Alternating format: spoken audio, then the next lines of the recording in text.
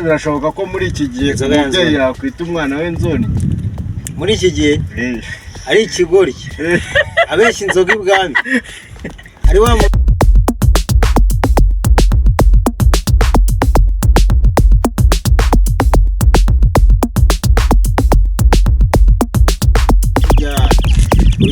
nagari Gisaka ni Kinyaga rero hagati ya Rusizi na Nyamasheke.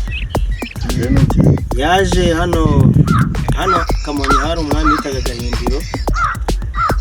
Hanyuma rero icyo gihe byasanga ngo hafi igihugu cyose yari umwami bajye baza gutura batange n'amakoro. Ibintu byakoreshwaga ibwami kera kugira ngo Nzonyo abe Nzonyo rero. Nzonyo ubwo yari amaze igihe adatanga amaturo hano kwa Gahindiro ari za Kamonyi. Baza kubwira umwami ko Nzonyo adaheruka. Nzonyo arabyumva. Nzonyo amaze kumanina abarifashe rero yenga inzoga shaka n'inkangara n'ibiseke yareba abahungu ati ikorere tugende. Byukuri nawe yize umutwe. Oya kwari nk'uburyo bwo gucubya umwami kumanina arakara ibiseke masenyina atari imitwe yize kugira ngo Nzonyo yarazi ubwenge. Ngaho Nzonyo ko yazi ubwenge. No, Nzonyo rero mu kugenda inzoga zaranje zigenda imbere yateguye ngo azizane umwami Gahindiro. Inzoga zibanza kugenda. None Nzonyo we kugira ngo agere ibwami yaciye ku ruhande. Hari ukuntu umuntu aca mu nzira zibusamo. Ntiyakurikira inzoga ahubwo aca gutya aravuga ngo ndaza guhura n'inzoga. Abaciye akibuye inzoga nasomari. Abaciye akibuye inzoga zanyuze mu ntu za kintu kirimo ari. Nese ko nasebye iminwa yumye urabona hari ikintu ndi wogere. Bitukagire. Na kintu mfita. Sorry. bagupfunyikiye. May God not allow them again. Nta kintu kirimo kashize.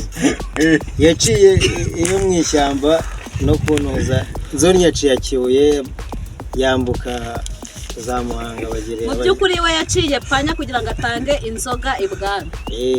Yarazi ko ziri imbere baranyurana kuko icyo gihe hari kera na telefone zabaga ngo bakomunikane. Nzonyo yakabaye Nzonyo yaraje ageze ibwami inzoga zasigaye mu nzira zanamutegereje bagira ngo ari inyuma. Nzonyo bageze ibwami bamukubise bati ni Nzonyo yaje. Kumanina Nzonyo ati ndaje ati yewe nari nkumbuye umwami nje kuramukanya nawe. Ati abashinzwe rero ibijyanye no mu rugo n'abaziritsi bose ati mube tayari Nzonyo inzoga zaje. Buriya ntiyaza wenyine buraje yikoreye. Yari yanabibabwiye ariko baratumiye abantu ati mube tayari Nzonyo agiye kudutamo utuntu twiza cyane. Nuko dore ko yari amaze n'iminsi Nzonyo babaye Nzonyo. Inzoga barategereje abantu baraba. Abantu batangiye kuramya yageze mu mugoroba bari butaramenyere bakayikesha. Nzonyo barataramye abantu ngo bategereje inzoga ngo ziraje. Amasaha aricomye. Nzonyo ati Nzonyo bimeze bite inzoga zigeze he? Hari ukuntu rero buri ahantu hari abantu bakuru bajya binyakura. Mukuru yegereye Nzonyo ati Nzonyo bimeze bite? Nzonyo weshya inzoga ibukuru warasaze Nzonyo. Nzonyo atari ko zaje imbere yanjye ahubwo sinzi ukuntu byagenze. Ko mutansigira ngo nsomewe. Ati Nzonyo nta muntu weshya inzoga ibukuru ugasabwa we uragatoye Nzonyo. Nzonyo natangira gushyirwa ati ndabigenza ne. Abantu rero batangira kurambirwa ati yewe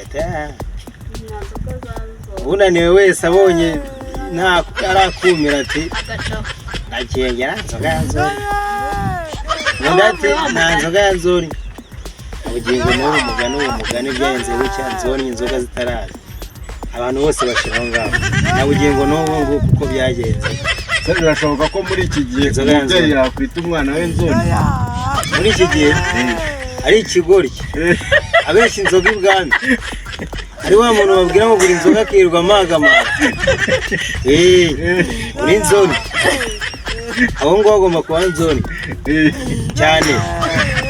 Na bugingo n'uwo noneho ba bantu babesha inzoga abandi tubitwa bantu. Uri Nzonyo. ubona inzoni oya ahubwo nibo bahita bakubwira ngo ya nzoga ya nzoni bavuga ko nta nzoga ya nzoni nyine baziteje bazibuze ariko nyine umuntu wese wa fake cyangwa umuntu wamenye inzoga nayitange wese ijambo bavuga ngo nta nzoga y'inyamunyu yo ryavuye inzoga y'inyamunyu ntago babeshyira umuntu yawe mukuru nta nzoga y'inyamunyu nayo ariko nanone bitandukanye n'iya nzoni nzoni yo yenze inzoga azigenda imbere zisigara mu ishyamba none se yabavuze birumvikana ko nzoni yo yazenze zigasigara mu ishyamba naho uyu nguyu uvuga ngo nta nzoga y'inyamunyu abashatse kugaragaza uwuhe muntu abashatse kugaragaza ese abashatse kugaragaza utagura inzoga abashatse kugaragaza umuntu wa fake iri jambo ngo nta nzoga y'inyamunyu niba rishatse kuvuga ngo avuga ngo ubone nta nzoga y'inyamunyu